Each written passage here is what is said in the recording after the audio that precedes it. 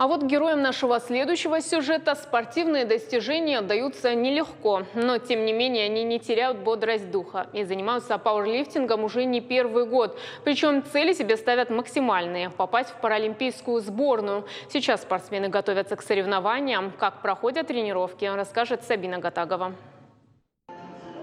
Брейкданс, футбол, турники, брусья. Артур Галачиев с детства ведет активный образ жизни, а 9 лет назад стал заниматься пауэрлифтингом. Сила духа главная, говорит Артур. Сейчас цель парня – попасть в паралимпийскую сборную. Старался всегда и футбол побегать мог, и погоняться там, ну я на коляске мог погоняться там с бегающими какими-нибудь, так вот бывало. Даже такое бывало, я пока еще не в сборной, еще чуть-чуть осталось до этого шага, постараюсь попасть. Не проблема. Заниматься спортом в родном селе проблематично. Говорит, очень благодарен друзьям за то, что познакомили с тренером Русланом Гасиевым. Мы с ним связались, и он с удовольствием меня принял сюда. Так что через день ходим сюда, занимаемся.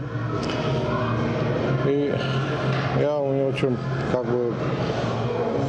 приятно, что вот занимаюсь вот сюда, вот в этом зале. С ограниченными возможностями бесплатно. Сам без пауэрлифтинга не представляет жизни, поэтому совмещает приятное с полезным. В его команде уже есть чемпионы и призеры России. Но главные победы для них, считает тренер, личные. Они начали заниматься, видел, что вот у этих людей появилась еще какая-то дополнительная возможность, да, и они как бы морально начали больше раскрываться, начали пропадать очень многие комплексы у них.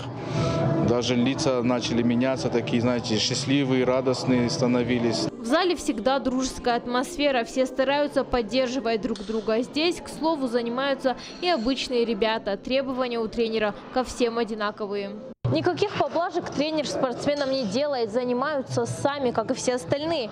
И получается у них ничуть не хуже. Сейчас в команде Руслана Гасиева 10 человек готовятся к соревнованиям. Придут они уже в конце этого месяца, и тренер отмечает, на победу есть все шансы. Сабина Гатагова, Игорь Войцеховский. Новости Осетии.